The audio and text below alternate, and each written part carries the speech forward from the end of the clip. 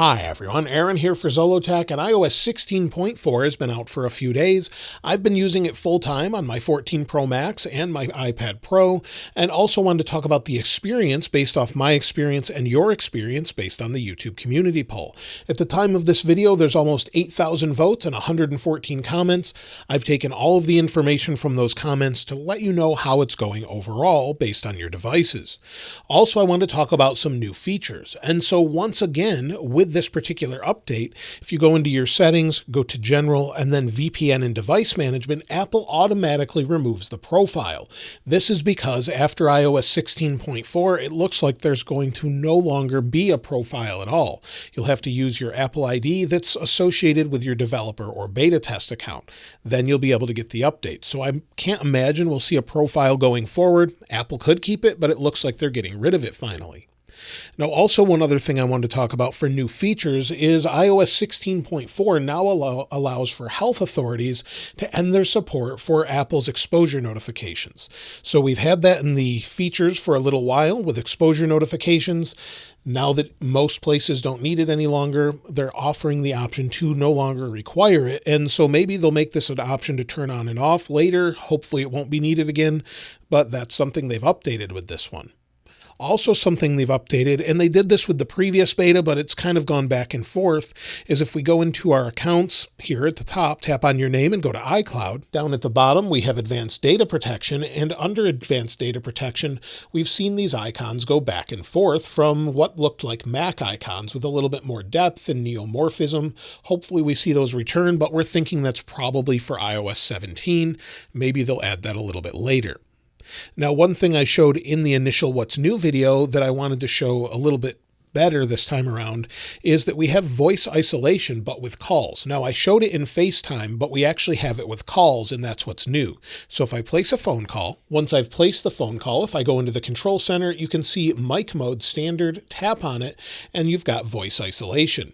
This wasn't there before. You can now select it as an option, and now it will work for voice calls and FaceTime. So it's there now. Also, something else that's been added with 16.4 RC in previous updates, but we're learning more about is visual lookup. Visual lookup identifies objects within different photos, and if you tap on the little eye for more information, you'll see a little landmark icon. Now it will identify flowers and animals and different things, but you'll see it identifies this is the Manhattan Bridge, and this is now working in the Philippines, Chile, Israel, Vietnam, and Canada when configured in French. So apparently it worked before in Canada, but not when you were using French as your main language. So all of that is finally working here. Now, I wanted to talk about some news as well, and the first thing had to do with Apple Music. Many Apple Music users were actually complaining that they were seeing their playlists and then seeing others' playlists in there with random content. So within your playlists, if you're using a playlist, people were seeing playlists that they didn't add that were from other users, and it didn't make sense. So there's been some security concerns as to what information is sort of populating that and where it's coming from. So this is something they've been working on, and I just wanted to make you aware. So if you're seeing that, I'd love to hear from you in the comments below, but it does seem to be something that's kind of showing up and really shouldn't be there. A recent report suggests that the iPhone 14 Plus is actually more popular than the iPhone 13 mini was. Now, people absolutely love the 12 mini and 13 mini for its smaller size, but once they use it, they typically find that the battery life isn't up to what they want. So the smaller screen might be okay, but the battery life typically isn't that great, and the smaller screen, well, may be more difficult to see once you're used to maybe a Pro Max, for example. So it seems that the plus size phone is outselling it. Apple switched to that, and it makes sense. However, I think a regular size phone would be better with just maybe a smaller size option, and they all get the same features. But that seems to be what's going on with the mini at this point. Now, the FTC in the United States has proposed that subscriptions on devices need to have a simple button to cancel that subscription. Now, you can sort of do that automatically on an iPhone by going into your settings, then you go to your name at the top. Under subscriptions, you can then easily change or cancel your services altogether. So this is something we've had with Apple, but the FTC, or Federal Trade Commission in the United States, has said that they want more apps to be able to do this. So hopefully we'll see that in the near future, where we can just hit one button and cancel subscriptions if we no longer want them.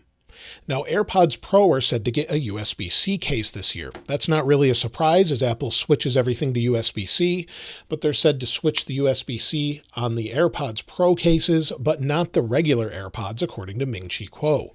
So maybe we'll get AirPods 4 and then that we'll finally get USB-C. But with the iPhone 15 Pro phones and regular 15s going to USB-C, it makes a lot of sense that we'll actually get that on AirPods.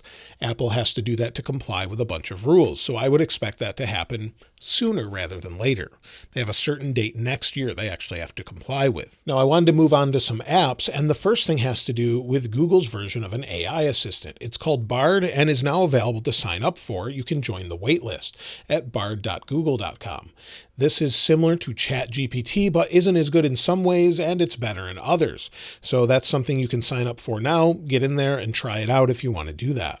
Also, Bing has integrated ChatGPT even more and is now allowing you to actually use DALL-E for image creation. So if you use Bing and then you use the ChatGPT integration, you can also create images with it using DALL-E. So that's something that is incredible. If you haven't tried it out, I would highly recommend it.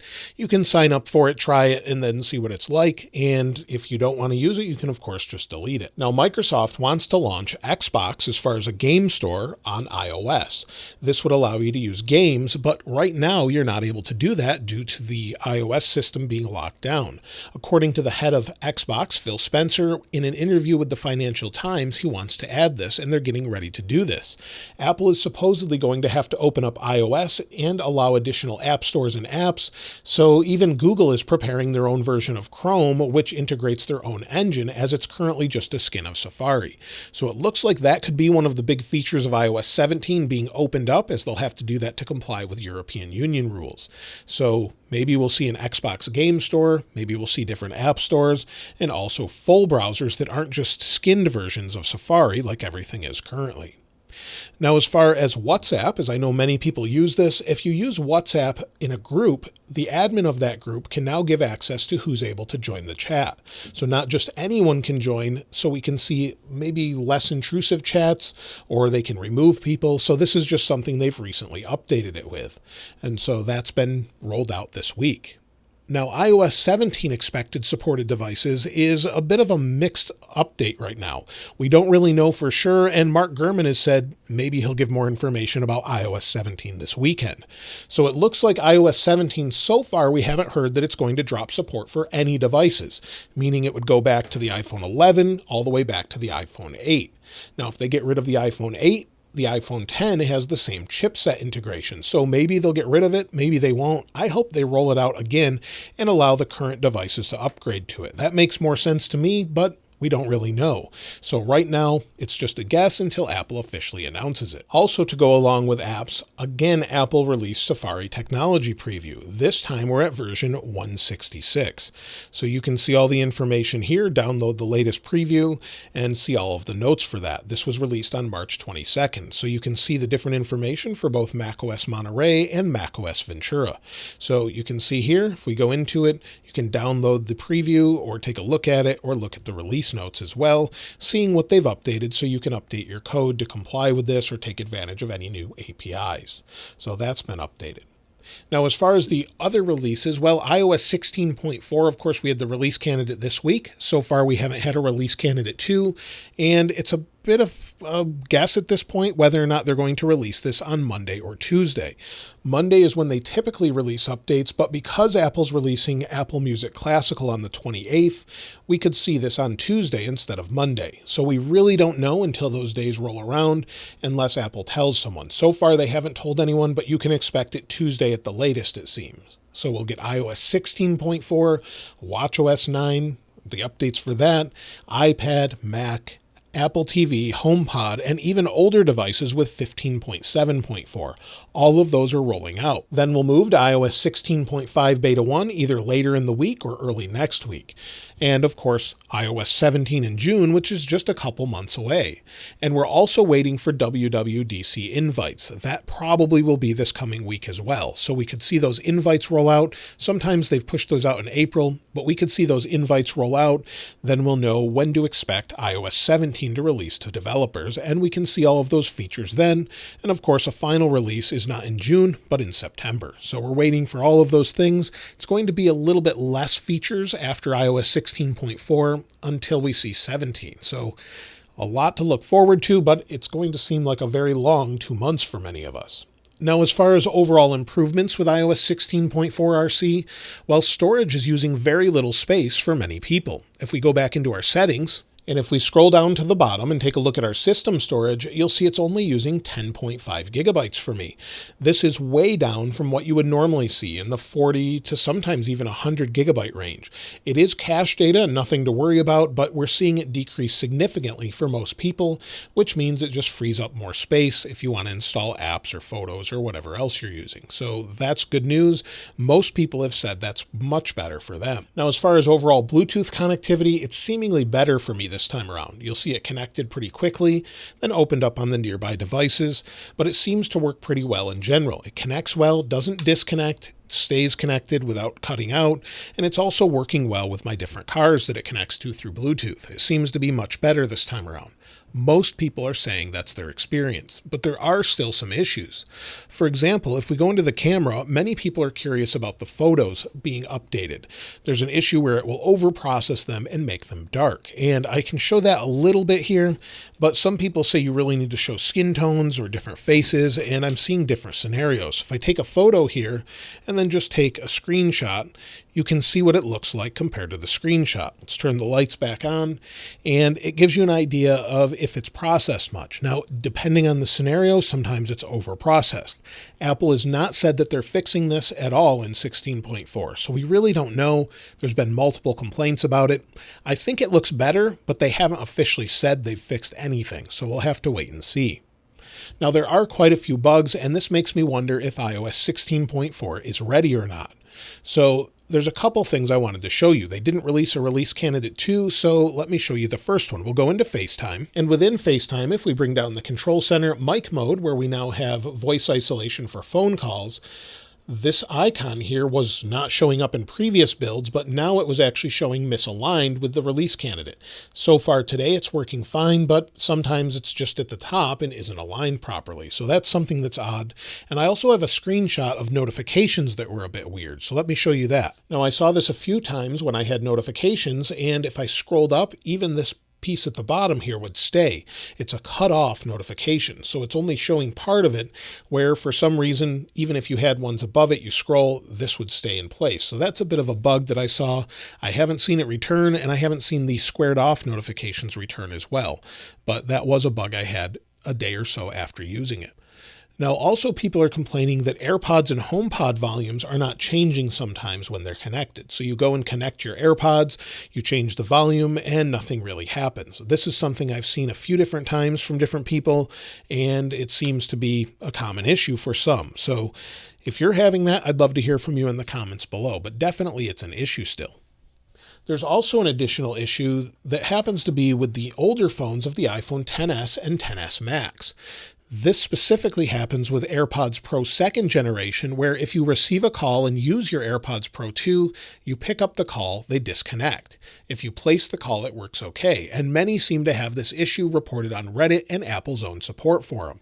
So this is something that was brought up to me where it's just on the XS and XS Max for some reason. It's just a complete disconnect when you receive a call and you're using these. So hopefully they can fix that very soon. Now, as far as overall battery life, let's go into settings. We'll go down to battery, then battery health, and you'll see I'm at 98%. That's after 139 cycles, as you can see here from Coconut Battery, and that just shows the overall usage of it. So Apple says 80% after 2 years is normal. Now, battery life itself hasn't been great. Today, I've had an hour and 25 minutes of screen active time, 6 hours and 11 minutes of screen idle time. I've used about 25% of my battery. If we go back 2 days, 3 hours and 7 minutes, and I used almost 75% of my battery. So I still haven't figured out what's going on with it, but some people are having really good battery life. Now, if we go into photos, thanks to Cameron for sending this along on a 14 Pro Max, you'll see at about 52% usage, he had 5 hours and 14 minutes of screen active time. So that's much better. It seems to be doing well for him, and a reboot actually fixed it. Before it wasn't working well, he rebooted the phone and it's working better. As far as overall performance, well, on the 14 Pro Max, it's nice and smooth. ProMotion is fast. Whether you're scrolling through your app library or something else, it seems to be fine. And some people have asked me to check older phones. So we have an iPhone 11. It's the oldest one here. And if we go into Browse, maybe go to from our playlist, you'll see it's loading nice and fast. Things are scrolling smoothly. No issues there. And it's just seemingly smooth. Now, if you're going into intensive games, that may change a little bit, but in general, it seems to be pretty good. Now, as far as the overall heat of the device, it seems to be staying nice and cool. It's fairly cool to the touch, no issues there, and it really is working fine, even though it's getting a little bit warmer out. I wouldn't worry about it as Apple regulates it, but let's take a look with the thermal camera, and let me flip the phone back over here. And you can see that here. So it's about 94.5 degrees Fahrenheit. Let's switch it to Celsius. And we have 34.5 is the highest I saw. So in general, it's doing pretty well. No real complaints. Again, it manages itself. Now, if it's in a full case that's contained, life-proof case, something like that, that fully covers the phone and seals it, and it's really hot out, you may want to consider removing it. Otherwise, it regulates itself and it stays nice and cool. Apple suggests removing cases like that if it's getting too hot out, though. Now, as far as if you should install iOS 16.4 RC, well, if you've been waiting to try it out, definitely you could try it out at this point. Just make sure you have a backup, but since it's coming out probably in a couple days here or a few days, I wouldn't worry about it. You can at least try it out and it should work okay for you. It doesn't mean it'll be bug-free. And of course, if you're still in the beta program, be sure to report feedback and Apple can change that or fix and check different things. Apple typically is fixing bugs, but it looks like to me they're getting ready for iOS 17. So we're probably going to see much more changes there and a lot more stability.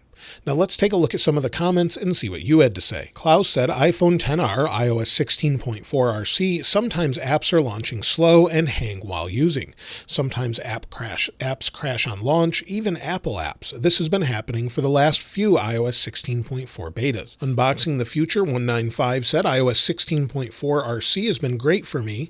It fixed the HomePod bug I had. It's amazing. Chris Palmer 4983 said, using iOS 16.4 RC on my iPhone 14 Pro. Overall performance is good. Anxiously waiting to see if the battery life stays consistent. Initially, my battery drain was 10% within minutes of downloading. It seems to have gotten better now that it has been running for a couple of days. Overnight and idle, I have slight battery drain. Now waiting to see how quickly our apps update next week to improve performance across the board. Only noticed a couple of glitches so far. Stock weather app was slow and not always responsive, and YouTube has had issues with low or sometimes even no volume. A force close helps, but returns later and has to be repeated. I'm on iOS 16.4 RC. Battery life is great, and the only bug I've encountered is a weird problem with the volume changes. Sometimes when I want to change the volume of my AirPods or HomePod, it doesn't change and stays at the same volume with the slider changes, or while the slider changes. You can see 9 people thumbs up this. They're probably having the same issue as well. So that's everything with iOS 16.4 RC. Whether or not it's ready or not, well, I would say it has less bugs than we've had for a while, but there's still some things remaining Apple needs to work out. This has been one of the buggiest releases in a long time, so hopefully they really fix those issues and maybe we'll get a really stable iOS 17. Let me know your experience in the comments below, and of course I'll link this wallpaper in the description like I normally do.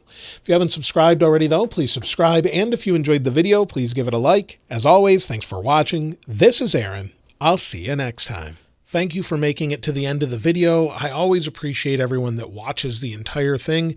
And if there's anything you'd like me to add, I'd love to hear from you in the comments below. Also, if you go back to the past couple of videos, what's your favorite music? Which outro should I use in these videos? Let me know in the comments below. And thanks again for watching.